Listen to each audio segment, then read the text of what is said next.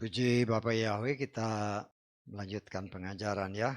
Kita akan baca kitab, sudah sampai kitab Kejadian 41, kita akan baca Kejadian pasal 41, kita akan baca dari ayat 1 sampai ke 8 ya, agak panjang ya. Kita akan baca semua ayat ini bersama-sama dan supaya sama kita baca sesuai dengan apa yang tertulis di depan. Kejadian pasal 1 mulai ayat 1, 3, 4. Dan terjadilah pada akhir hari-hari tahun kedua, maka bermimpilah Firaun. Tampaklah dia sedang berdiri di tepi sungai. Tampaklah dari sungai itu muncul 7 ekor lembu betina yang indah rupanya dan tambun tubuhnya. Dan mereka makan rumput yang di padang rumput. Dan tambahlah 7 ekor lembu betina yang lain yang muncul sesudahnya dari sungai itu. Buruk rupanya dan kurus tubuhnya. Nah, mereka berdiri di samping lembu-lembu itu di tepi sungai itu. Dan lembu-lembu yang buruk rupanya dan kurus tubuhnya itu memakan ke-7 ekor lembu yang indah rupanya dan yang tambun-tambun itu. Lalu terjagalah Firaun. Dan tertidurlah dia dan bermimpi untuk kedua kalinya. Dan tampaklah 7 bulir gandum yang bernas dan baik menyembur keluar dari sebuah tangkai. Tampaklah 7 bulir gandum yang kurus dan layu karena hembusan angin timur menyembul pula sesudahnya. Dan bulir yang kurus itu menelan ke-7 bulir yang bernas dan berisi. Maka terbangunlah Firaun dan rupanya itu sebuah mimpi. Dan terjadilah pada pagi harinya bahwa hatinya gelisah. Lalu ia menyuruh dan memanggil semua ahli sihir Mesir dan semua orang bijaknya. Lalu Firaun menceritakan mimpinya kepada mereka, tetapi tidak seorang pun dapat mengartikannya kepada Firaun. Amin. Silakan duduk. Puji Bapak Yahweh, kita mengucap syukur ya. Jalan cerita yang sangat luar biasa tentang orang pilihan Tuhan, di mana seperti yang pernah saya katakan, semuanya mulai menuju kepada sesuatu yang memang sudah Tuhan tetapkan ya. Sebagaimana yang telah dinyatakan bahwa Bapa Yahweh, Elohim yang hidup, Elohim yang maha kuasa. Dia adalah sutradara dari kehidupan di muka bumi ini, khususnya bagi manusia dan terlebih khusus bagi anak-anak Tuhan. Ya, semua sudah diatur dan semua sudah tertulis seperti apa yang telah kita pelajari dari kitab Mazmur. Semua sudah tertulis. Dan apa yang sudah dia tulis, tinggal dia laksanakan. Sehingga sebagaimana dikatakan dalam kitab Ayub, bahwa Tuhan sanggup untuk melaksanakan semua yang sudah dia rencanakan. Ya, kita lihat di dalam Ayub pasal 42 ayat 2. Aku mengetahui bahwa engkau dapat melakukan segala sesuatu. Ya. Dan tidak ada rencana yang gagal. Dia dapat melakukan segala sesuatu. Dia sudah mempunyai rancangan yang komplit tentang dunia ini. Dari awal penciptaan sampai kepada akhirnya. Sampai kepada langit yang baru, bumi yang baru. Itu semua sudah tertulis di dalam kitab ya, yang diberikan Tuhan. Sehingga semua yang tertulis itu harus terjadi. Karena kan Yesus sendiri berbicara kan, bahwa seperti apa yang pernah kita pelajari, sebagaimana yang dikatakan Yesus sendiri, langit dan bumi boleh lenyap, Tetapi firman Tuhan akan tinggal tetap. Nah, itu yang pernah kita pelajari ya. Kita lihat lagi coba. Kita lihat lagi Matius pasal 5 ayat keberapa? 18 ya. Sebab sesungguhnya aku berkata kepadamu, sampai langit dan bumi berlalu, satu iota atau satu kera ia pun dari Torah sekali-kali tidak akan lenyap. Sampai apa? Segala sesuatu terjadi. Jadi semua itu sudah ditulis dalam Torah. Kalau kita lihat artinya lebih dalam ya. Itu kan menggenapi apa yang kita baca di dalam Mazmur. Sudah kita pernah bacakan dalam Mazmur. Bahwa segala sesuatu itu sudah tertulis. Masih ingat nggak? Masih ingat ya? Jadi segala sesuatu sudah tertulis. Karena itu dikatakan oleh firman ya di dalam Mazmur 139 kalau saudara baca nanti. Karena sudah tertulis, jadi itu tidak akan lenyap sampai bumi ini lenyap habis. Artinya kita bisa menafsirkan ya, dunia yang sekarang kita tinggal ini itu semua sudah tertulis dalam kitab Torah. Ya. Berdasarkan ayat ini, apa yang ada di kitab Torah itu tidak akan lenyap selama dunia ini masih ada. Saya tangkap. Karena itu kita mengaminkan apa yang Tuhan katakan, bahwa dia punya rencana yang luar biasa yang dia nyatakan kepada si Yusuf. Ya, jauh sebelumnya ketika dia mungkin masih remaja ya. Karena dia kan keluar dari tempat bapaknya sekitar umur 17 tahun. Sebelumnya kan dia dapat mimpi-mimpi, 2 macam mimpi. Pertama berkas-berkasnya berdiri tegak, 11 berkas saudara-saudaranya tunduk. Kemudian dalam mimpi yang kedua, matahari, bulan dan 11 bintang-bintang tunduk kepada dia. Nah, itu kan semua sudah diberikan lebih dahulu oleh Tuhan kepada kepada Yusuf. Nah, sekarang dia sedang menggenapkan apa yang dikatakan ya. Kita melihat dalam Amos pasal 3 ayat ke-7. Sebab Tuhan Yahweh tidak akan melakukan apapun kecuali dia telah menyatakan rahasianya kepada hamba-hambanya para nabi. Dia sudah singkapkan kepada Yusuf. Nanti rencananya begini. Ya, rencananya begini. Dan rencana yang seperti ini yang sudah dia nyatakan kepada Yusuf melalui mimpi-mimpi. Kemudian sekarang dia harus menggenapinya sesuai dengan Ayub tadi. Apapun dia sanggup lakukan untuk melakukan apa yang sudah dia katakan kepada Yusuf. Nah, sekarang proses itu sedang terjadi untuk menggenapkan bahwa saudara-saudaranya, keluarganya tunduk kepada dia.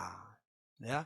Nah, kita lihat perjalanan yang sangat luar biasa indah yang dibuat oleh sutradara yang agung, yaitu Bapak Yahweh. Dan kita melihat di sini, ya, cara Tuhan. Ya. Cara Tuhan kita tahu, kalau si Yusuf ini tetap di penjara, tidak mungkin akan terjadi sesuatu. Tetapi justru dia ditempatkan di penjara oleh Tuhan, tanpa Yusuf mengerti kenapa Tuhan taruh dia di penjara. Ya, sebelumnya kan dia nggak ngerti. Hanya yang dia tahu, dia difitnah, dia dimasukkan ke penjara. Justru itulah rencana Tuhan ketika di penjara. Minggu lalu kita sudah pelajari. Ternyata itulah rencana Tuhan yang luar biasa. 2 orang pegawai Firaun dilemparkan ke penjara dengan tuduhan-tuduhan melakukan kejahatan. Baik itu kepala juru roti maupun kepala juru minuman. Ya. Lah dari situ kemudian cara Tuhan yang luar biasa. Ya. Karena Tuhan punya rencana untuk mengangkat Yusuf. Bagaimana caranya? Ya melalui mimpi. Lihat kita harus ingat seperti yang pernah dikatakan. Mimpi itu bisa dari Tuhan, bisa dari setan, bisa dari pikiran kita. Ya. Dan Tuhan sanggup memberi mimpi itu kepada kedua orang yang orang-orang Firaun yang dilempar ke penjara, yaitu juru minum dan juru roti. Dikasih mimpi, plak, ya. Dan di situ kita melihat cara Tuhan. Tuhan berikan hikmat yang luar biasa kepada Yusuf. Sehingga ketika Yusuf mendapatkan cerita dari orang-orang ini, ceritalah mereka semua dan Tuhan menyingkapkan rahasia firman ini kepada kedua orang ini. Dan kemudian, ya berdasarkan mimpi itu 3 hari kemudian, ya Firaun memanggil mereka karena ada pesta ulang tahun Firaun. Lah dari situ tersingkap bagaimana apa yang diartikan Yusuf itu ternyata benar. Tetapi akibat, ya kan janjinya si tukang minum ini kan nanti kalau ketika Yusuf minta nanti kalau udah di luar ingat-ingat.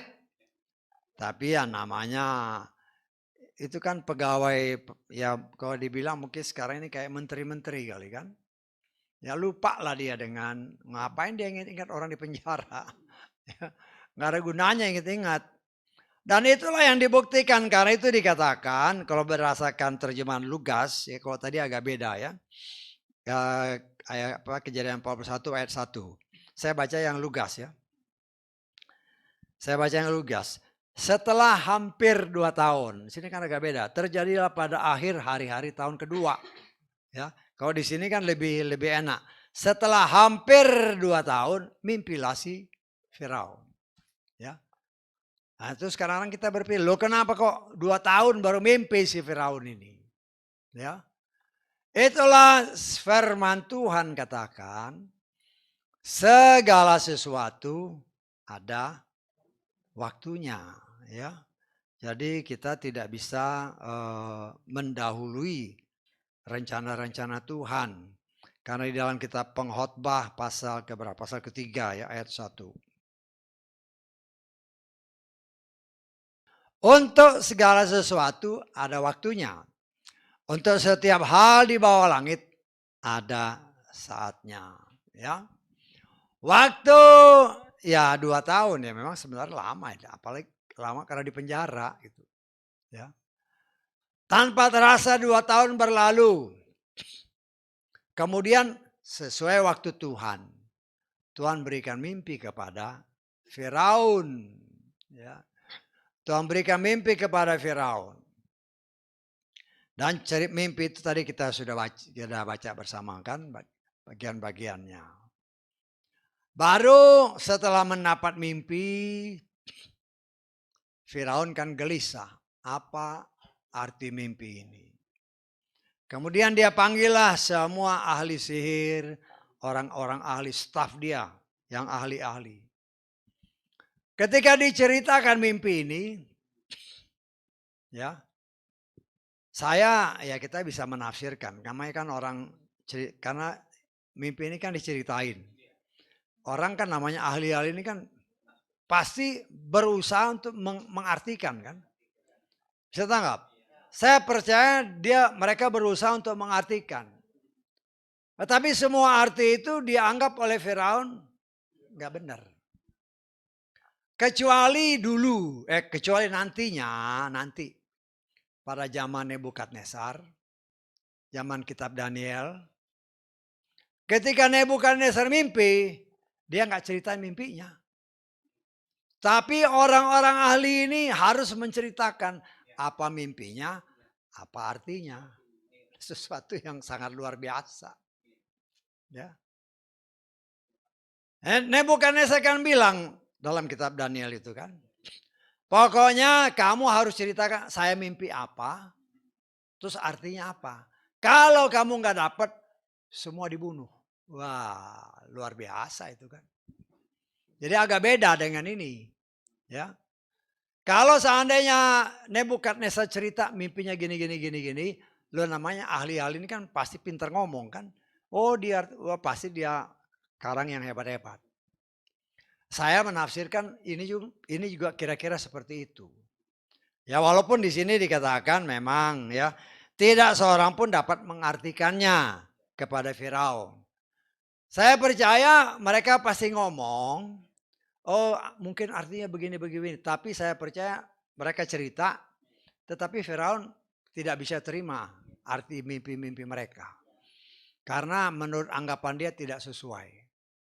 Sehingga ya kita kan boleh nafsir gitu. Namanya kan orang-orang ahli. Kalau ditanya saya mimpi gini, oh artinya begini, kan macam-macam kan. Tapi itulah Tuhan membuat suasana yang sedemikian rupa walaupun ahli-ahli ini ngomong. Tuhan kan bisa menjamah hati si Firaun. Dia tidak puas dengan semua apa yang ya kita tafsirkan, diartikan, diceritakan, coba diartikan oleh para ahli. Ya. Lah karena tidak puas atau dianggap ini tidak benar, tidak sesuai. Barulah si juru minum ini, kalau nanti saudara baca semua ya. Juru minum ini baru ingat kejadian kurang lebih 2 tahun yang lalu. Ketika dia ada di penjara, dia bermimpi. Ya, berdasarkan ayat-ayat nanti kalau saudara baca di rumah. Ya. Kemudian diceritakanlah sama si juru minum ini kan. Karena juru minum yang hidup kan. Juru roti yang digantung. Diceritakanlah waktu dia di penjara 2 tahun yang lalu. Ya, karena ada perkara-perkara sehingga dia dan juru roti dimasukkan ke penjara. Di dalam penjara berdasarkan ayat-ayat firman Tuhan, ada seorang pemuda Ibrani ya, yang bisa mengartikan dengan tepat arti dari mimpi-mimpi baik dari si juru minum maupun juru roti. Ya. Apa yang ditafsirkan oleh Yusuf itu benar-benar terjadi. Dan ini tentunya satu berita gembira bagi Firaun. Sehingga atas perintah Firaun, orang-orang ini atau si Yusuf ini disuruh menghadap Firaun. Nah, berdasarkan firman Tuhan nanti kalau saudara baca seterusnya, ya namanya di penjara kan. Di penjara ya, penjara bawah tanah lagi kan. Kita nggak tahu apa dia mandi apa enggak, kita nggak tahu. Ya tentunya ya mungkin rambutnya acak-acakan segala macam lah. Pokoknya mungkin kotor lah. Ya. Tetapi di sini dikatakan si Yusuf suruh bersihkan badan, semua rapi, didandanin dengan rapi, baru dia datang menghadap kepada Firaun. Ya. Kemudian kita lihat, ini satu kata yang perlu kita lihat ya. Di dalam ayat ke-15 dan ke-16. Berkatalah Firaun kepada Yusuf, aku telah bermimpi sebuah mimpi, dan seorang pun tidak ada yang dapat mengartikannya. Tetapi aku telah mendengar tentang engkau yang mengatakan, engkau cukup mendengarkan sebuah mimpi untuk mengartikannya. Perhatikan ayat 16. Yusuf menjawab kepada Firaun dengan mengatakan, jauhlah dari hamba. Elohimlah yang akan menjawab Firaun dengan damai sejahtera. Kita melihat di sini kerendahan hati seorang Yusuf. Ya. Maka dia kan jauhlah, artinya bukan saya, tapi Bapa Yahweh lah yang. Tapi kalau di sini agak beda ya. Saudara lihat ini ya. Saya baca yang lugas ini. Yusuf menjawab katanya, bukan hamba Tuanku, Tetapi Elohimlah yang akan mengartikan mimpi Tuhanku dengan jelas. Ya, jadi kata-kata lugas ini lebih, namanya lugas ya. Lebih jelas. Kalau ini kadang-kadang belat-belit kita jadi bingung juga. Ya. Suatu kerendahan hati daripada si Yusuf. Dan ini artinya kita belajar di sini. Jangan kita mencuri kemuliaan Tuhan. Ya. Kalau seandainya dia bilang, oh iya Tuhan bisa. Ya artinya kan dia menganggap dirinya hebat.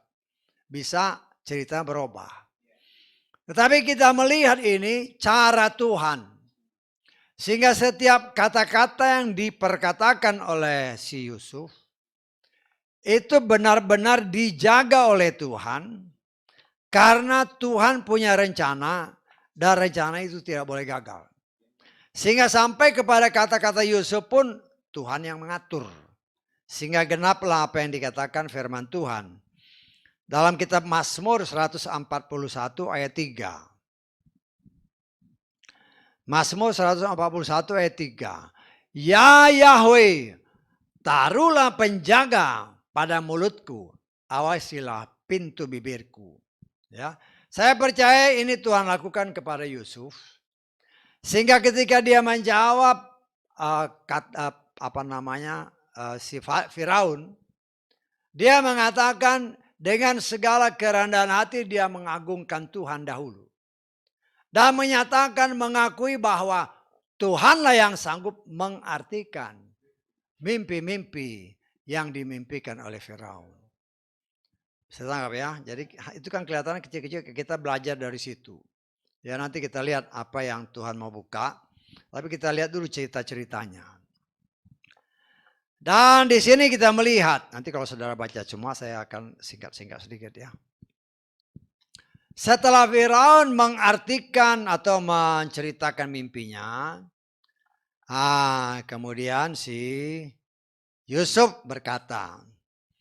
Mimpi Firaun itu satu maknanya. Artinya sama.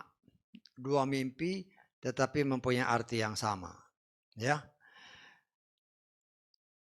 Dikatakan oleh firman Tuhan. Mimpi Firaun itu satu maknanya. Yaitu apa yang akan Elohim lakukan. Namun dia memperlihatkannya lebih dulu kepada Firaun. Itu seperti kitab Amos tadi. Saya tangkap ya. Tuhan tidak akan melakukan sesuatu tanpa memberitahukannya kepada nabinya. Kepada orang yang dipercaya. Ya. Lah Tuhan karena dia memang mau melakukan sesuatu yang besar di dalam khususnya dalam kehidupan Yusuf ya. Dan dia sudah punya rencana untuk mengangkat Yusuf sebagai raja. Memang rencana ini kalau kita lihat seutuhnya nanti sampai selesai kitab Kejadian. Adalah rencana Tuhan untuk menyelamatkan bangsa Israel. Yakub dan keturunannya. Ya, tetapi kan segala sesuatu harus diatur oleh Tuhan.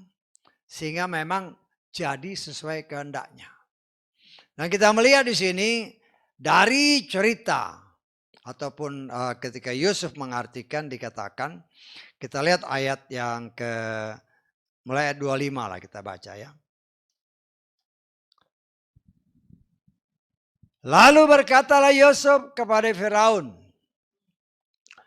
Mimpi Firaun itu adalah satu. Yaitu apa yang sedang Elohim lakukan. Dia telah menyatakannya kepada Firaun. Ketujuh ekor lembu betina yang baik adalah 7 tahun. Ketujuh bulir gandum yang baik adalah 7 tahun. Mimpi itu satu adanya. Ketujuh ekor lembu betina yang kurus dan buruk yang muncul sesudah mereka adalah 7 tahun. Dan ketujuh bulir gandum yang kurus yang dihembus oleh angin timur adalah juga 7 tahun kelaparan. Inilah hal yang telah aku bicarakan kepada Firaun bahwa apa yang sedang Elohim lakukan. Dia telah memperlihatkan kepada Firaun. Lihatlah, 7 tahun kelimpahan besar akan terjadi di seluruh tanah Mesir. Kemudian sesudah itu akan timbul 7 tahun kelaparan. Sehingga segala kelimpahan di tanah Mesir akan dilupakan. Karena kelaparan itu telah menghabisi negeri ini. Dan kelimpahan menjadi tidak diingat lagi di negeri ini. Karena munculnya kelaparan yang sesudah itu. Sebab hal itu sangatlah hebat. Dan karena pengulangan mimpi itu sampai 2 kali kepada Firaun, itu berarti bahwa hal tersebut telah ditetapkan oleh Elohim dan Elohim sedang bersiap untuk melakukannya. Ya, kita melihat satu hikmat yang Tuhan berikan kepada Yusuf untuk mengartikan mimpi-mimpi si Firaun. Walaupun 2 kali mimpi, tetapi keduanya itu mempunyai satu arti yang sama. Ya, lembu yang tambun dan bulir gandum yang berisi memperlihatkan masa kesuburan, masa berkelimpahan akan makanan. Tetapi sebaliknya, lembu yang kurus dan bulir gandum yang tidak ada isinya melambangkan suatu masalah, kelaparan. Ya, karena kelaparan, ya kalau kita lihat di sini memang itu terjadi karena masa kekeringan. Ya, kekeringan yang mungkin terjadi pada waktu itu di daerah Timur Tengah. Ya, Timur Tengah. Dan seperti yang pernah saya katakan, Tuhan mengatur semua termasuk iklim, ya, itu tetap berjalan normal. Tetapi karena Tuhan punya rencana untuk Yusuf, maka pada waktu-waktu yang dia tetapkan, khusus di daerah Timur Tengah, akan terjadi kekeringan yang luar biasa. Ya, untuk melakukan apa yang dia sudah tulis atau yang sudah dia rencanakan. Nah, kita coba melihat di sini, ya, dalam kalau kita bisa selesaikan 41 hari ini ya nggak apa-apa. Tapi kalau nggak bisa kita bagi 2 ya. Kita coba mengartikannya. Dikatakan dalam firman Tuhan bahwa Firaun ini sedang berdiri di tepi sungai. Dalam terjemahan lain, sungai ini adalah sungai Nil ya.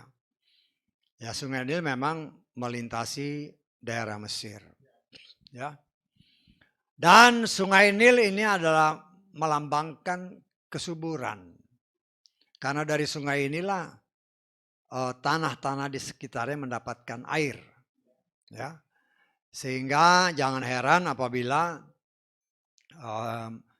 melalui sungai Nil ini tanaman khususnya yang dibutuhkan oleh rakyat Mesir, mereka mendapatkan air dari sungai Nil, sehingga melalui hasil yang mereka peroleh itu untuk kebutuhan rakyat khususnya di tanah Mesir.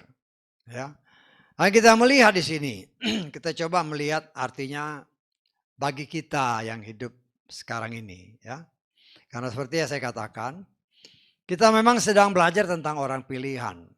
Kita mengambil dari kitab Kejadian. Nah, kita belajar dari orang pilihan mulai dari si Adam sekarang sampai kepada Yusuf. Apa yang dapat kita petik, yang dapat kita menjadikan pegangan untuk membuat kita belajar lebih dalam. Semua yang baik yang dilakukan, tetapi yang tidak baik, yang mungkin tidak sesuai kehendak Tuhan, itu sebagai pelajaran bagi kita supaya jangan kita lakukan. Ya. Nah, di sini kita melihat si Firaun ini berdiri di tepi sungai. Ya, dalam terjemahan beberapa buku yang lain disebut ya sungai Nil, ya, Nile River, ya dalam bahasa Inggris khususnya. Dari sungai itu muncul 7 ekor lembu betina yang bagus rupanya, tambun tubuhnya, dan mereka makan rumput. Nah, mereka makan rumput. Lembu makan rumput, itu memang makanannya. Tetapi nanti kan lembu makan lembu, itu bukan makanannya. Nah, sekarang kita coba melihat. Kalau berbicara lembu juga seringkali diartikan sebagai manusia. Wah, enak aja, masuk manusia lembu. Segala sesuatu kan kita harus bisa melihatnya dari firman. Kita lihat dalam 1 Korintus pasal ke-9. Mulai ayat 9 dan 10 lah kita baca ya. Sebab di dalam Torah Moshe telah tertulis, jangan memberangus mulut lembu yang sedang mengirik. Tentang lembukah yang Elohim pedulikan? Atau apakah dia mengatakan hal itu sekaligus karena kita? Tentu karena kita lah hal itu telah ditulis. Sebab orang yang membajak harus membajak atas dasar pengharapan. Dan orang yang mengirik harus mengirik dari pengharapan untuk mengambil bagian atas pengharapannya. Artinya saya mau kasih lihat bahwa untuk kita yang hidup pada zaman akhir ini, kita kan bisa mencoba mengartikannya bagi kita tentang apa yang sudah kita baca tadi. Karena tadi saya katakan berbicara lembu, berbicara manusia. Berbicara umat Tuhan yang hidup zaman ini. Ya. Kita nggak usah bicara orang kepercayaan lain, itu urusan mereka. Tetapi khusus bagi kita, terlebih khusus lagi ya bagi jemaat, baik yang hadir di sini maupun mereka yang mengikuti ibadah di luar. Ya. Lembu, saya katakan tadi, berdasarkan kitab 1 Korintus tadi, itu melambangkan manusia. Makan rumput, memang itu makanannya. Saya tahu, memang itu makanannya. Artinya kita sebagai anak Tuhan, dikatakan lembu ini bertumbuh tambun, segar, kuat, sehat. Karena dia makan makanan yang tepat. Yang memang itulah makanannya. Dan kalau kita melihatnya dalam kondisi kita saat ini, sebagai anak-anak Tuhan, supaya iman kita sehat, maka makanan kita pun harus tepat. Betul nggak? Apa makanan kita? Kita sudah belajar firman Tuhan menyatakan, ya. Apalagi kalau kita melihat, nanti, mungkin kita nanti masuk ke sana ke tabernakel ya, untuk kita ulangi lagi. Makanan seorang imam adalah roti yang tidak beragi. Roti yang tidak ada yang untuk pengembang. Ya memang roti itu keras. Saudara pernah makan roti yang nggak beragi nggak? Kalau makan roti yang tidak beragi biasanya keras. Ya. Kalau makanan keras, kalau kita makan, krek, harus diapain? Harus dikunyah. Betul nggak? Nggak bisa kita makan tanpa dikunyah. Karena itu kita belajar dari firman Tuhan. Dan pernah beberapa kali dahulu disingkapkan. Ya. Makanan saudara dan saya, lembu makannya rumput. Kita sebagai anak-anak Tuhan, makan firman yang murni. Roti yang tidak beragi, yang memang itulah perintah Tuhan. Dan untuk makan roti yang tidak beragi, memang keras. Ya. Roti yang tidak beragi. Roti yang tidak beragi keras. Ya. Kalau roti yang tidak beragi makan yang keras, kita gigi pasti bisa lah. Hanya gigi gak bisa langsung ditelan. Ini harus dikunyah dulu sampai halus. Betul nggak? Setelah halus baru ditelan. Ya. Tetapi kan banyak orang tidak melakukan hal seperti itu. Ya, orang maunya makan yang lembut-lembut. Apalagi sekarang kan kalau kita lihat di mall-mall itu kan, atau di tukang-tukang roti lah. Wah, rotinya bagus. Makannya lembek kan dia, pasti lembek lah. Semakin lembek rotinya, semakin senang kan? Ya. Makan, blak. 1 jam lagi lapar dia. Betul nggak? Nah, kita pakai logika sedikit lah. Nah, tetapi yang kita fokus di sini sesuai dengan apa yang kita ambil dari kitab kejadian tadi. Kita sebagai anak Tuhan, makannya harus tepat. Supaya kita tumbuh dengan segar, artinya iman kita tumbuh dengan segar, dengan benar. Ya, kita mengartikannya bukan seperti lumbu itu, bukan, artinya supaya kita tumbuh sesuai dengan kehendak Tuhan. Karena itu berdasarkan firman Tuhan, saudara dan saya, supaya tumbuh tambun iman yang sehat, kita harus makan roti yang tidak beragi, yaitu firman yang murni, yang tidak ditambah dan tidak dikurangi. Tetapi dalam kenyataan, kalau firmannya keras, kalau rotinya keras, banyak orang yang nggak mau. Betul nggak? Banyak orang yang nggak mau, nggak suka. Ya, dengan berbagai macam alasan, harus menyatakan yang lembut-lembut lah. Ya. Dan itulah kenyataan yang terjadi pada zaman akhir. Tetapi kita sebagai anak-anak Tuhan, yang rindu untuk makan roti yang tidak beragi, lah kita juga harus hati-hati. Jangan makan terus ditelan. Makan terus dikunyah. Sampai halus benar, baru ditelan.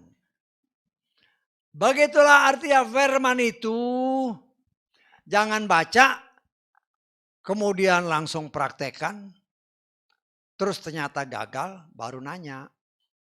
Apalagi kalau dengar umpamanya khotbah yang, wah kata pendeta ini begini. Prakteklah di rumah. Tanpa dikunyah lagi. Itu benar gak yang diomongin? Ya. Mau tahu di rumahmu ada setan apa enggak? Lah. Ya kan? Caranya begini. Lah. Main ditelan aja. Loh, kita harus mengunyah karena pengajaran, karena nabi-nabi palsu, semua yang palsu-palsu itu ada tertulis, itu dimunculkan. Ya, kita lihat kembali dalam Matius pasal 24 ayat ke-24. Perhatikan ayatnya ya. Sebab hamasi-hamasi palsu dan nabi-nabi palsu akan apa? Akan dimunculkan. Artinya ada sesuatu kekuatan yang membuat dia muncul. Ya. Dan mereka akan memberi tanda-tanda yang dahsyat, keajaiban-keajaiban, sehingga menyesatkan, bahkan jika mungkin mereka yang terpilih. Lah ini kita harus ingat baik-baik. Karena itu kita sebagai anak-anak Tuhan, kita mengimani kita sudah dipilih oleh Tuhan sebagaimana Yusuf dipilih. Loh, kita harus makan roti yang tidak ada raginya. Rotinya memang keras, firmannya keras, tetapi kita olah dulu. Ya, kalau kita lihat di dalam, ini ayat sering kita baca sebenarnya, tapi kalau dalam terjemahan bahasa Indonesia agak kurang. Coba kita lihat di dalam Ulangan 28 ya. Ayat 1. Apabila engkau mendengarkan dengan baik suara Yahweh Elohimmu dan berhati-hati melakukan semua perintah yang telah aku perintahkan kepadamu hari ini, maka Yahweh Elohimmu akan menempatkan kau di tempat yang tinggi, mengatasi segala bangsa di bumi. Ya, kalau kita lihat dalam terjemahan bahasa Inggrisnya agak beda sedikit ya. And it shall come to pass, if thou shalt hearken diligently unto the voice of the Lord thy God, to observe. Ini yang nggak ada ya. Memang di sini dikatakan hati-hati. Tapi kalau di Lugas malah beda lagi. Melakukan dengan setia semua perintahnya. Tapi yang kita harus belajar, to observe and to do all his commandments. Observe ini, diobservasi, diteliti, dicek. Itu yang diomongin benar enggak? Roti yang tidak beragi memang keras. Tetapi kita harus kunyah baik-baik. Itulah diobservasi baik-baik. Setelah diobservasi baru ditelan. Setelah diobservasi kita timbang-timbang, kita tanya Roh Kudus. Kalau benar, lakukan. Walaupun itu memang ya namanya roti tidak beragi ya keras. Ya. Maunya yang lembek-lembek. Dan Matius 24 tadi, hamasia-hamasia palsu, guru-guru palsu, nabi-nabi palsu yang dimunculkan memberikan makanan roti yang beragi. Supaya apa? Supaya lembek. Ya kan? Ya roti yang beragi itu lembek kan. Karena dia mengembang. Lah itulah yang ditawarkan. Sehingga orang melupakan akan apa yang harus mereka lakukan sebagai pelaku firman. Tetapi yang kita lihat sekarang ini, lah itu hanya memberikan yang lembek-lembek. Supaya jangan nanti orang tersinggung. Orang marah. Orang nggak mau ke gereja. Ya. Nah kita harus berani merubah mindset kita, pikiran kita. Jiwa itu bukan milik kita. Saya sebagai seorang pelayan Tuhan, jiwa itu bukan milik saya, tetapi milik Tuhan. Saya punya kewajiban, sebagaimana apa yang Tuhan berikan kepada saya sesuai Yeskiel pasal 3. Ayat 17 ya kita pernah baca. Coba Yeskiel pasal 3 ayat 17. Saya kadang-kadang hanya ingat ini, kemudian saya lakukan kewajiban saya sesuai dengan apa yang saya dapat dari Tuhan. Yeskiel pasal 3 ayat 17. Hai anak manusia, aku menetapkan engkau sebagai menjadi penjaga bagi keluarga Israel. Engkau akan mendengar firman dari mulutku dan mengajar mereka atas namaku. Ya. Lah kita memang sebagai seorang pelayan Tuhan, saudara juga sebagai pelayan-pelayan Tuhan. Kalau Tuhan pertemukan dengan orang-orang, jangan untuk mengenakan manusia, terus engkau berikan mereka roti yang beragi, roti yang lembek. Saya tanggap. Memang segala sesuatu kita tanya Tuhan, apa yang harus saya katakan kepada orang ini. Nah bisa aja kan dalam kumpulan orang ini kan. Ada orang-orang dekat kita. Ya. Kalau ditanya, ngapain kamu percaya Yahweh? Kan nama Yahweh itu sesat. Enak kan? Kan banyak kan orang ngomong gitu kan. Nama Yahweh itu sesat. Ngapain kamu manggil-manggil atau beribadah kepada Yahweh? Nah, kita harus bisa memberikan jawaban yang tepat. Ya. Bisa aja hal itu ditanyakan kepada kita. Atau orang nanya, kamu beribadah kepada Yahweh? Kan katanya Yahweh itu nama ilah-ilah. Wah. Padahal mereka sendiri juga memanggil nama Tuhan orang seberang malah kan. Kalau dibilang begitu, langsung diam. Tapi kewajiban kita itu gak usah diingatlah. Kita harus berani menceritakan. Kalau kita bisa aja mendapatkan pertanyaan seperti itu atau masalah seperti itu, saudara, kita harus bisa menjelaskan. Ya, mungkin yang paling gampang ya. Yang paling gampang adalah kita tanya, sesatnya di mana, Pak? Sesatnya di mana, Bu? Ya kan? Wah itu nama itu. Ada nggak buktinya? Ada nggak tertulis? Jangan hanya asal ngomong. Katanya, kata siapa? Siap. Kata siapa? Itu harus bisa dibuktikan kata siapa. Ya mungkin mereka teriak, pokoknya lah kalau ada pokoknya gini repot. Ya. Tapi kita bisa coba menjelaskan. Saya bisa menafsirkan semua orang Kristen. Kalau nyanyi haleluya pasti tahu dia. Tanggap ya. Semua orang Kristen pasti tahu. Dari anak-anak pun tahu haleluya. Tapi kalau ditanya artinya apa? Itu jawabannya berbeda-beda. Umumnya jawabannya adalah puji Tuhan. Ya, puji Tuhan. Kenapa? Karena kebanyakan Alkitab kita Kalau dia mengambil dari dari bahasa Inggris, haleluya itu memang praise the Lord. Bukan praise God ya, praise the Lord. Lord kalau dalam semua terjemahan King James, di belakang itu ada terjemahannya. Kalau Lord huruf besar atau God huruf besar, itu pasti Yahweh. Itu pasti Yahweh. Nah, banyak orang Kristen puji Tuhan karena diambil dari situ. Tetapi karena kewajiban kita untuk menjelaskan bahwa pendapat mereka itu bahwa Yahweh itu sesat, kita harus bisa menjelaskan dengan benar. Ya mungkin kita bisa tanya lagi.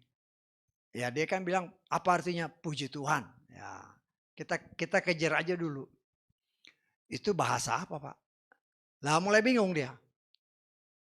Ya kalau ditanya bahasa apa, rata-rata nggak ngerti. Paling nggak tahu lah pokoknya udah begitu dari sononya. Jawabnya enteng. Disitulah kita harus bisa menjelaskan. Haleluya itu artinya atau haleluya itu adalah bahasa Ibrani. Artinya halelu, pujilah, ya itu Yahweh. Di sorga berdasarkan Wahyu pasal 19, orang di sorga, di kitab suci kita maupun Alkitab, dalam Wahyu 19 ayat 1, dikatakan orang di sorga berseru memanggil haleluya. Artinya pujilah Yahweh. Kalau di sorga yang kita percaya berdasarkan kitab suci, tempat di mana kita akan menuju ke sana, kalau di sana itu yang dipuji Yahweh, berarti yang punya sorga itu pasti Yahweh. Siap. Kita coba menjelaskan. Kita harus berani. Memang makan roti yang tak beragi itu keras. Tetapi berdasarkan ayat-ayat khususnya dalam King James ini, dalam terjemahan bahasa Inggris, kita harus mengunyahnya, kita harus mengobservasinya, cek betul-betul apa maksud firman itu. Kita harus makan makanan yang benar, memang firman yang benar. Tetapi berdasarkan waktu kita semakin bertumbuh, semakin dewasa. Katakanlah anak-anak ini. Saudara punya anak-anak dari bayi kan. Kalau bayi nggak bisa makan nasi, susu kan. Loh kalau sampai dewasa dia makan susu, pertumbuhannya kurang. Pertumbuhannya tidak sehat. Kenapa? Karena itu bukan makanannya. Jadi sesuai dengan umur, makanannya pun harus dirubah. Dari susu yang hanya merupakan cairan sampai kepada makanan yang keras. Ya. Supaya apa? Supaya pertumbuhan seorang manusia itu bertumbuh sempurna. Lah itulah yang menjadi makanan saudara dan saya sebagai anak-anak Tuhan. Ketika kita masih bayi rohani, maunya mujizat. Nggak ada mujizat, nggak percaya. Kalau kita beritakan sama orang, saya baru percaya Tuhan. Kalau dia jawab saya, lah enak aja kan. Tapi ya itu terserah, kan banyak seperti itu. Banyak seperti itu. Tapi kita sebagai anak Tuhan kita melihat apa yang maksudnya sih dalam Kejadian 41 ini. Ternyata supaya kita tumbuh iman kita sehat, makanannya harus benar. Yaitu makan roti yang tidak beragi. Makanannya memang keras, tetapi kita harus bisa mengunyahnya. Kita harus bisa mengobservasinya. Menelitinya baik-baik. Dan itu setelah itu baru kita telan. Supaya tubuh kita bertumbuh dengan benar. Bisa tanggap ya. Lah kemudian kita lihat. Dari mimpi yang kedua. Ya, mimpi yang pertama ini.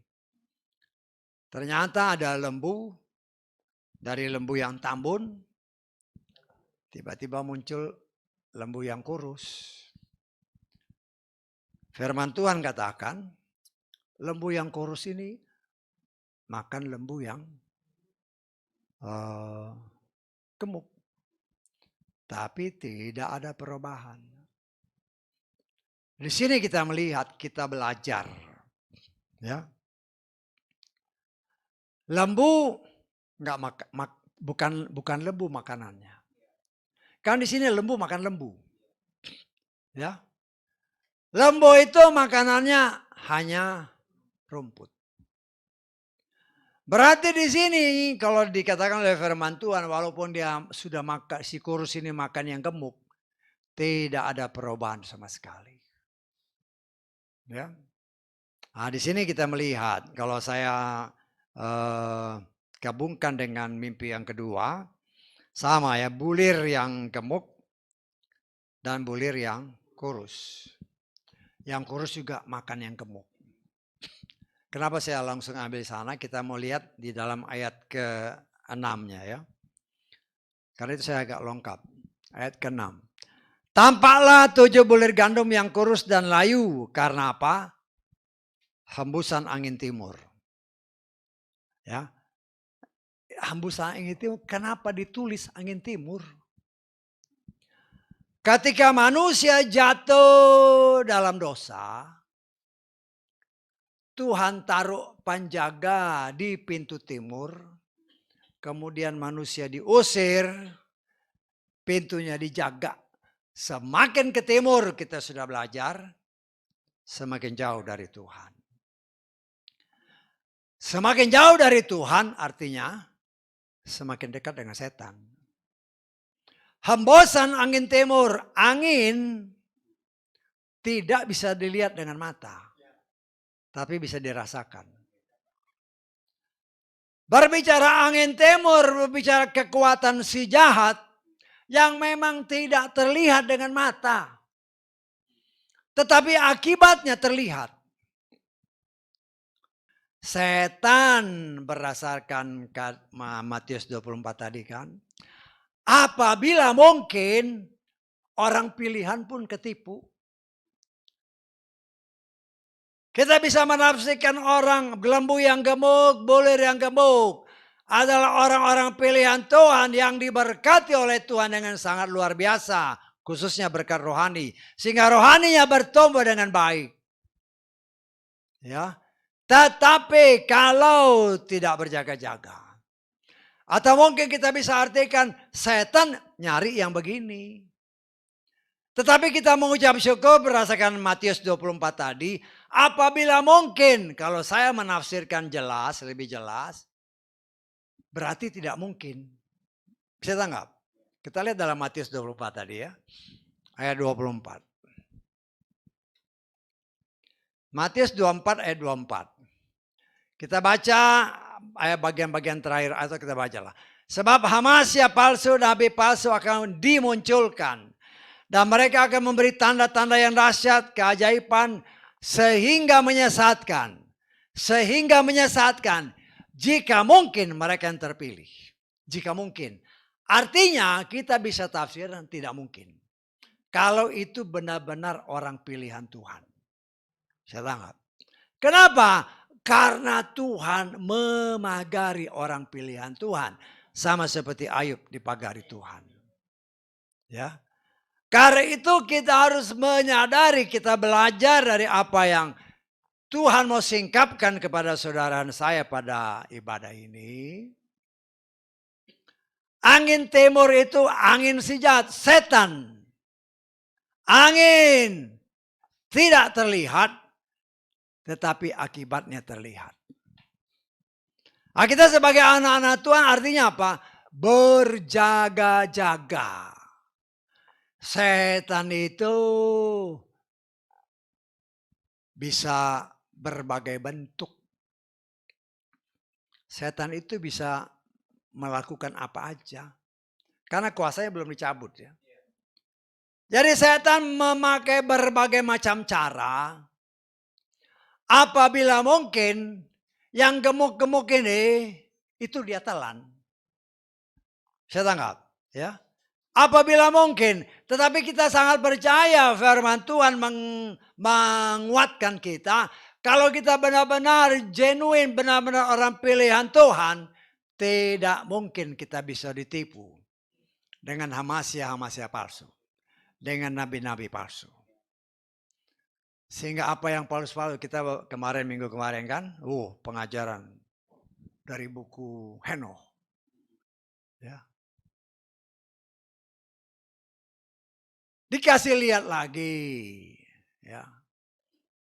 Memang saya pernah baca itu, cuma saya lupa. Karena saya baca sedikit, saya punya bukunya soalnya saya baca. Karena buat saya ada ini udah nggak benar. Ceritanya tentang ya malaikat-malaikat itu. Tuhannya nggak disebut. Boleh dikatakan tidak ada memuliakan Tuhan. Ya itu cerita-cerita, ya banyaklah kitab Yasar segala macam. Memang kelihatannya bagus, menarik. Namanya A artinya ini, nama B artinya, semua ada artinya. Ya. Apabila mungkin orang pilihan disesatkan dan kita melihat banyak orang pilihan percaya dengan cerita itu. Sehingga ya beberapa waktu yang lalu kan kita juga sudah atau saya menyatakan ada orang minta ampun dosa ditulis. Lo pakai hikmat tidak ada di kitab suci kita. Tapi begitu gampangnya mereka yang menamakan diri orang pilihan. Terus mereka yang mungkin yaitu hamasia palsu, guru-guru palsu. Karena ngambil cerita. Tidak dikunyah dulu. Tidak diteliti dulu. Oh, dia bagi kepada orang-orang yang ada di dalam tanggung jawabnya. Loh, si jemaat mencaplok aja. Ya. Disinilah kita melihat betapa hati-hatinya kita. Setan bekerja memang tidak terlihat fisiknya. Tetapi pengaruhnya kita lihat. Kayak umpamanya kayak gini AC gini kan. Kita nggak lihat di anginnya. Nah ini juga ini udah bengkok-bengkok, anginnya ke bawah sana.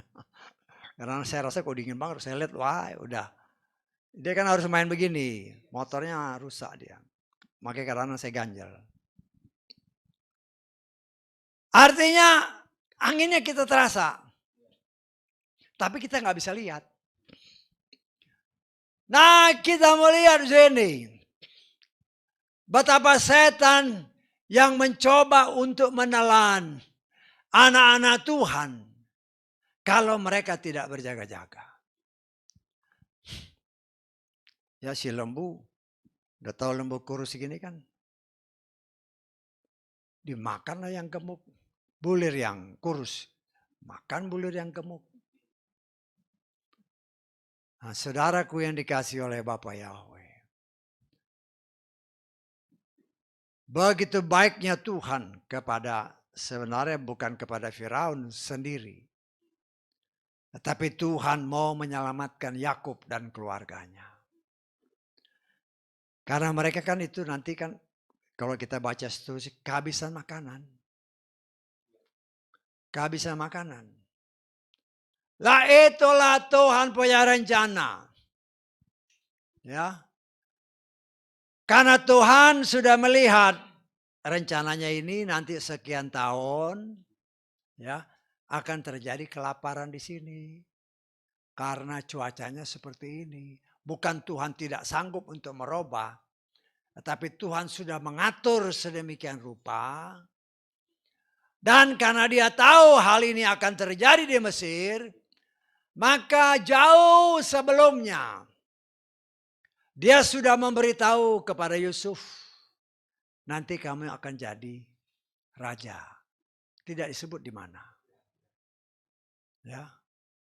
Paling sedikit ya. Yusuf itu kan kalau saya perkirakan ya kita boleh hitung-hitungkan dia nanti diangkat jadi tangan kanannya Firaun umur 30. Dia nyari kakaknya itu umur 17. Ya. Dia dapat mimpi mungkin umur 15 tahunan. Saya kan dia mimpi sebelumnya kan, ya katakanlah 15 tahun. Umurnya 15 tahun. 15 tahun ke depan. Ya. Tuhan sudah kasih lihat bahwa akan terjadi begini kepada Firaun. Ya. Karena itu Tuhan kasih lihat bahwa dia itu Tuhan yang Maha Kuasa. Karena dia punya rencana untuk menyelamatkan umat pilihannya. Makanya diutuslah si Yusuf ini. Walaupun melalui berbagai macam rintangan.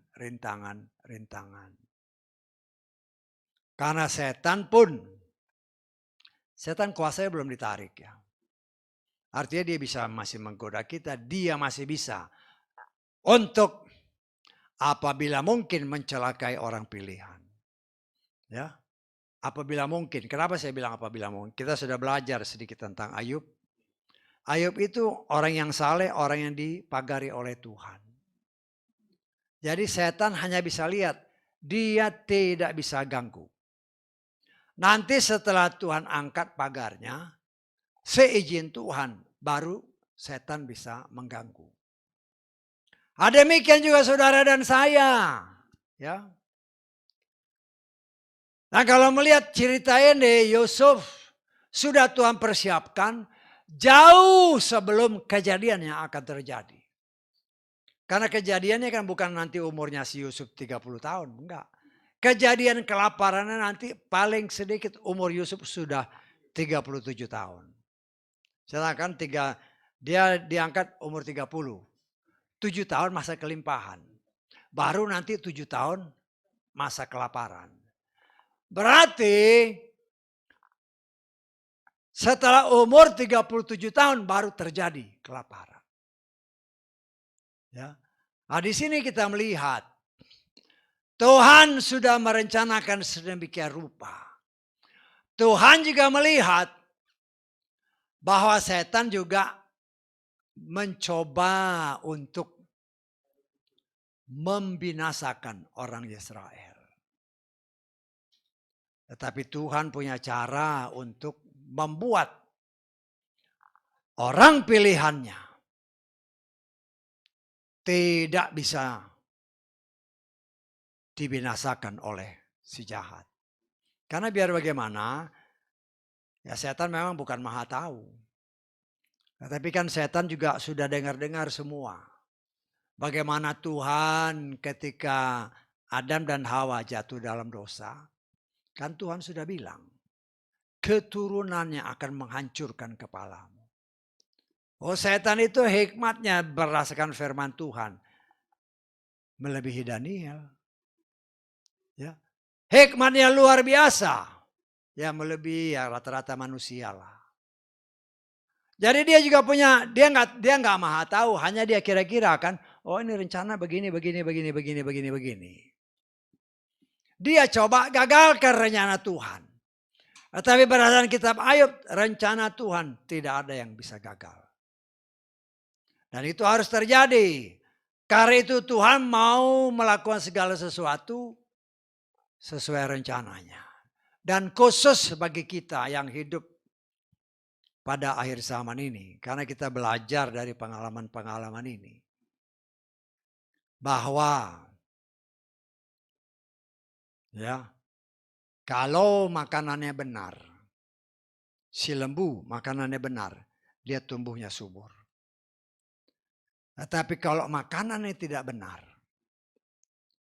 tidak akan ada perubahan dalam kehidupan rohani. Saya tanggap. Kan si lembu kurus ini dia makan lembu gemuk kan. Tapi nggak ada perubahan. Ya, nggak ada perubahan. Karena itu bukan makanannya. Begitu juga dengan kehidupan kita anak-anak Tuhan akhir zaman ini. Kalau kita tidak memperoleh makanan yang tepat sesuai zamannya. Mungkin rencana si jahat akan berhasil untuk menggagalkan orang-orang pilihan Tuhan masuk sesuai rencana Tuhan. Ya, kan banyak orang pilihan. Kalau orang-orang Kristennya, oh saya orang pilihan. Ya memang pilihan. Dia pilih untuk diselamatkan. Tetapi apakah orang ini mau benar-benar diselamatkan? Karena keselamatan itu hanya akan terjadi apabila mereka makan makanan yang tepat, yaitu roti yang tidak ada ragi, yang tidak dibumbui dengan masukan-masukan pengajaran-pengajaran yang tidak berasal dari Tuhan. Nah, kita sebagai anak Tuhan harus sangat berhati-hati. Terlebih pada akhir zaman ini. Nah, kita sudah melihat kan. Jangan hanya melihat bahwa buku-buku yang dimunculkan itu sesuatu yang biasa saja. Tidak. Karena ternyata banyak orang yang menamakan umat pilihan. Khususnya penyembah Yahweh. Khususnya penyembah Yahweh.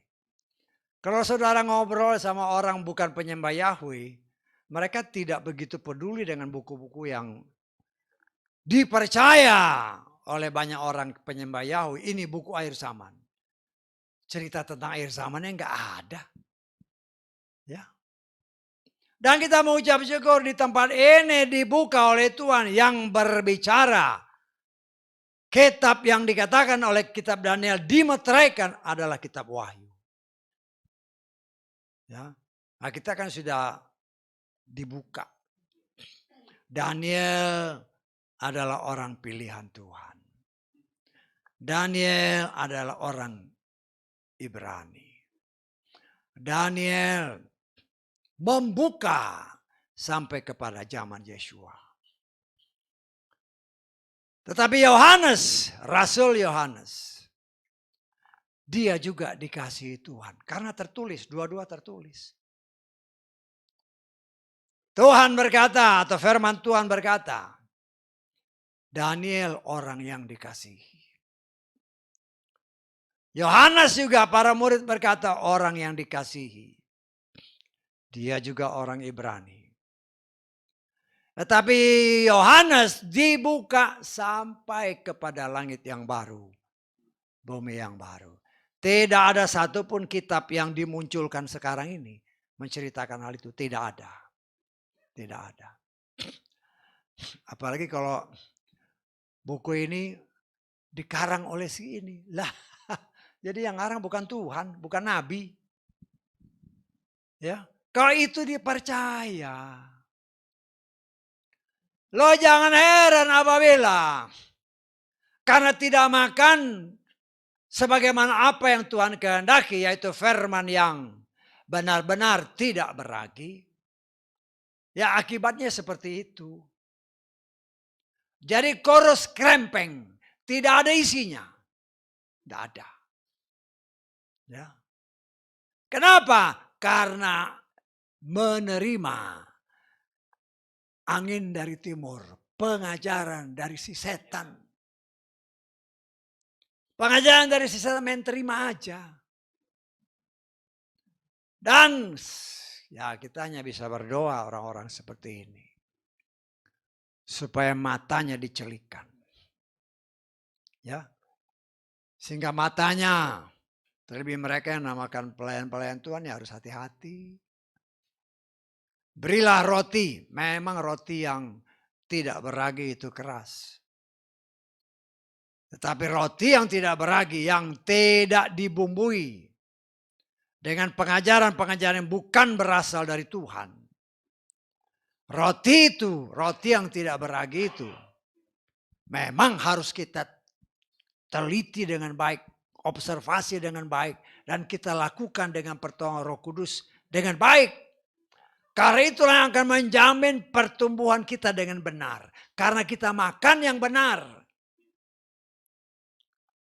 Karena orang-orang yang seperti inilah yang memang nanti dipersiapkan Tuhan. Ya kalau kita mau gambarkan nggak mungkin pengantin itu kurus kerempeng. Nggak ada isinya, tulang doang.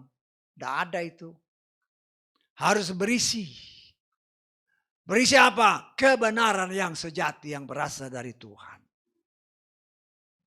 Dan itulah yang Tuhan kehendaki dalam kehidupan kita sebagai orang percaya. Jangan sampai kita mudah tergoda dengan berbagai macam ajaran-ajaran. Ya. Tetapi di satu sisi yang lain,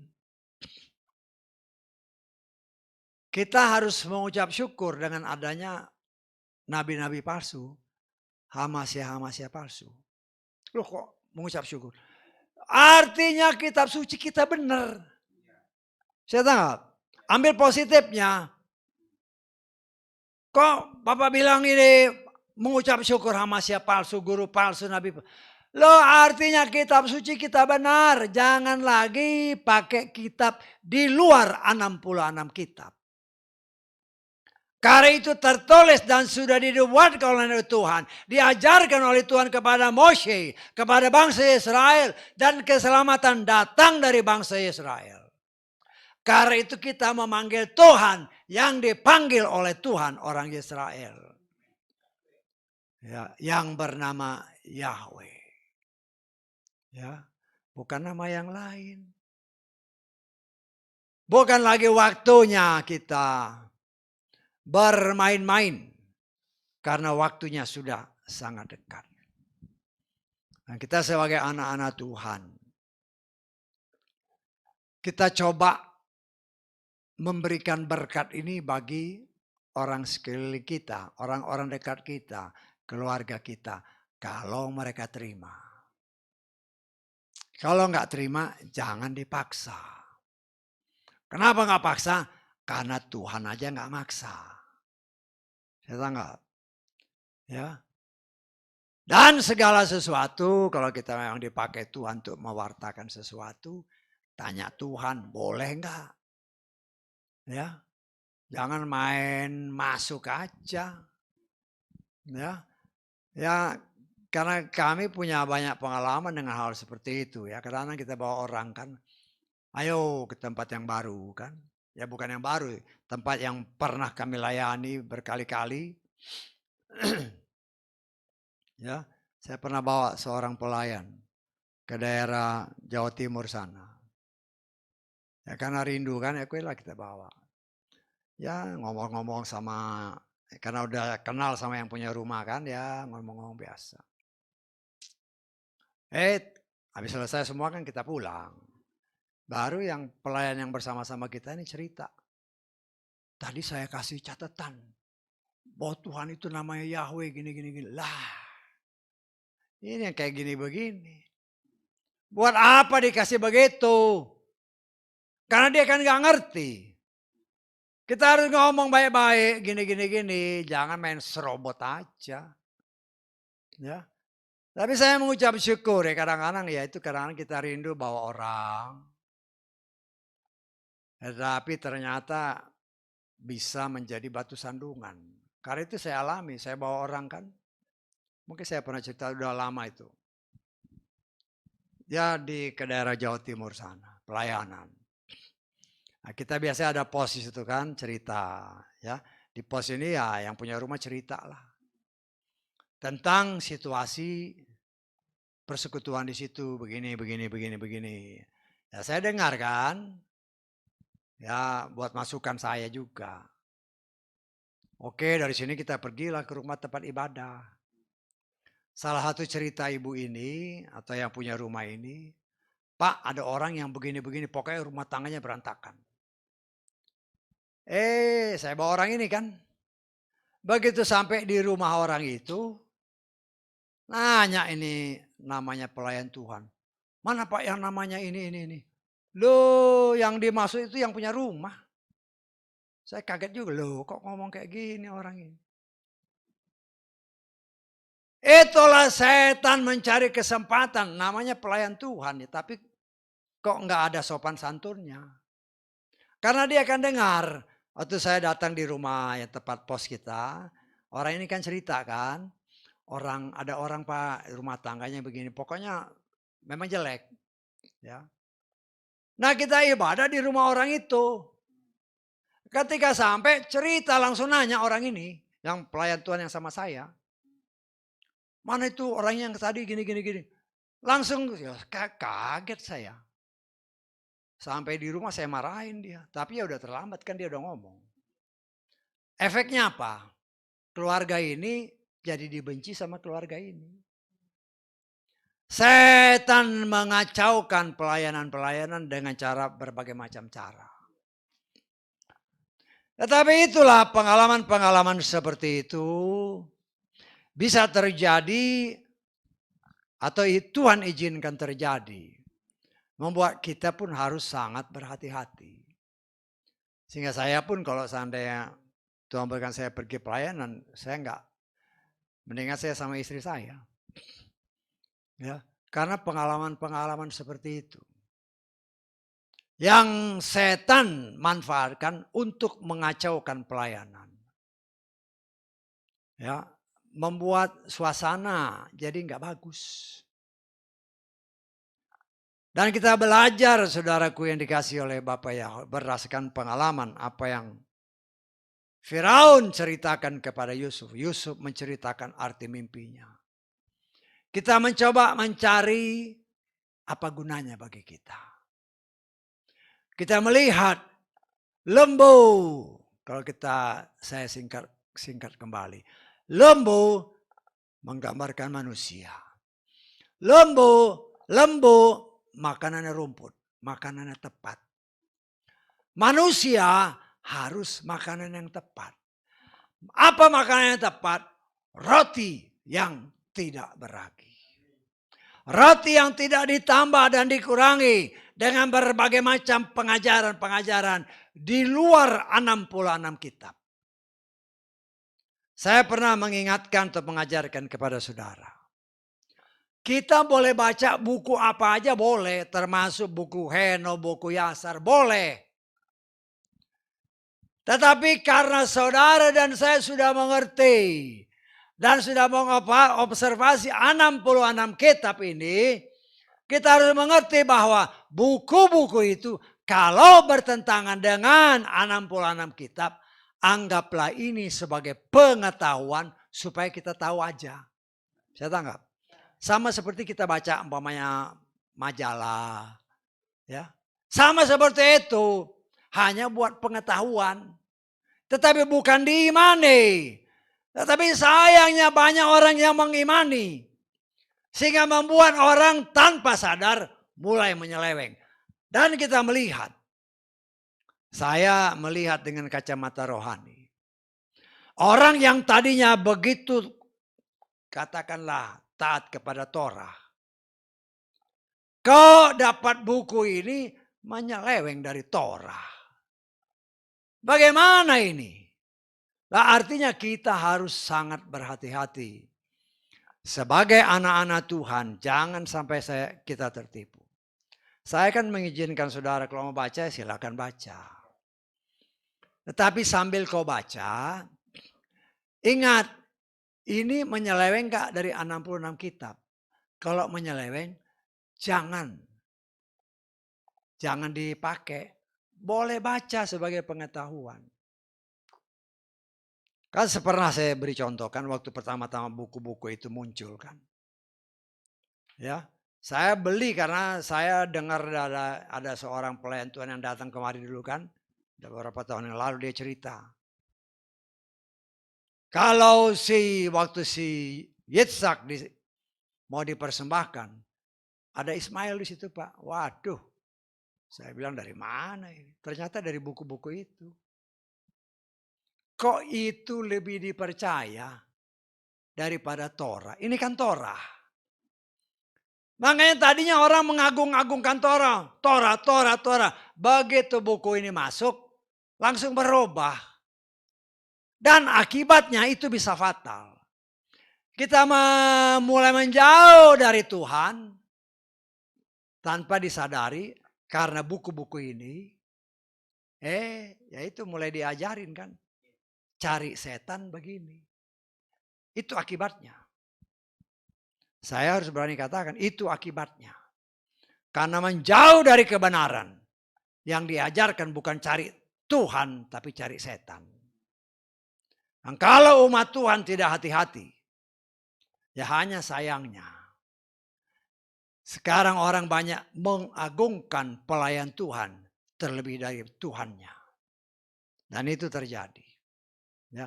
Inilah yang saya katakan. 3 roh yang berkuasa akhir zaman. Roh Nikolaus.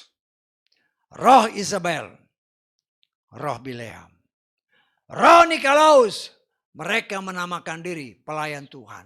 Berusaha membuat orang yang ada dalam penggembalaannya tunduk kepada dia, bukan kepada Tuhan. Itulah roh Nikolaus. Dan itu terjadi. Bukan saja di sini, di Indonesia, tetapi di seluruh dunia. Sehingga kalau ngobrol, oh kata Bapak itu, begini-begini. Bukan kata Tuhan. Itulah roh Nikolaus yang tertulis dalam kitab Wahyu. Nah, kita harus sangat berhati-hati. Ya banyak lagi, itu 3 roh memang berkuasa pada akhir zaman. Dan kita mengucap syukur dengan lantang diberitakan di tempat ini. Karena sebagai tugas saya dalam Yeskiel pasal 3 tadi. Kewajibanku menjaga umat pilihan Tuhan. Jangan sampai kita tersesat karena 3 roh akhir zaman ini. Karena 3 roh ini sekarang memang sedang bekerja luar biasa. Dan kita melihat ya. Itu sebagai pengajaran bagi saudara dan saya. Jangan sampai kita tertipu. Karena orang-orang yang sudah mencampur adukkan dengan Torah Tuhan.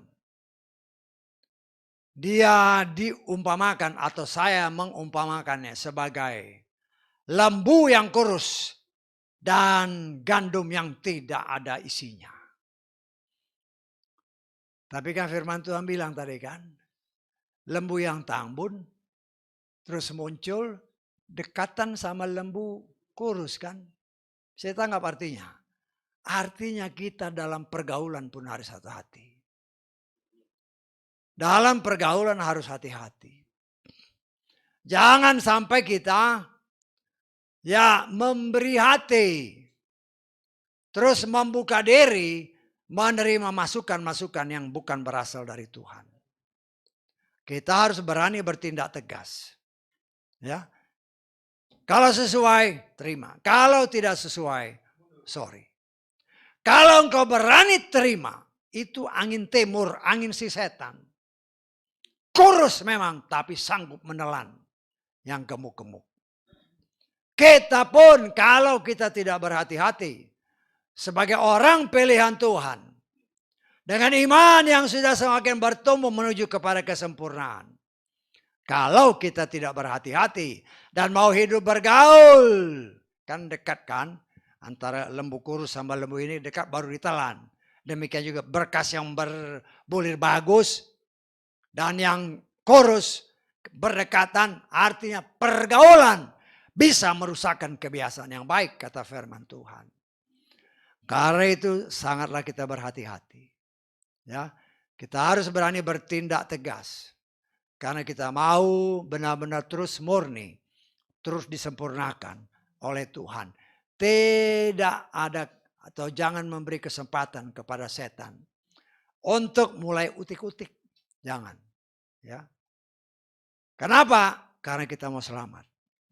Keselamatan memang urusan pribadi. Tapi saya sebagai seorang pelayan, sesuai dengan apa yang Tuhan berikan buat saya, seperti Yeskiel 3 tadi. Saya harus berani menyatakan. Ya, khususnya bagi saudara yang dipercayakan Tuhan bagi saya. Baik yang ada dalam gedung ini dan di luar gedung ini. Memang itu roti yang tidak beragi keras. Tetapi itulah makanan kita. Kalau kita mau bertumbuh, itulah makanan kita. Ya, jangan ditolak. Walaupun makanan keras, walaupun maaf kata nih kalau umpamanya kita udah gak ada gigi lagi. Gak ada gigi kan. Makanan keras, ya tumbuh halus. Karena gigi udah gak berfungsi, tumbuh halus, baru makan, baru ditelan. Artinya kita punya hikmat dari Tuhan untuk benar-benar meneliti firman Tuhan dengan benar. Apakah ini berasal dari Tuhan atau bukan. Kalau bukan, tolak.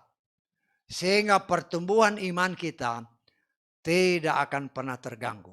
Tetapi semakin bertumbuh menuju kepada kesempurnaan. Haleluya, amin.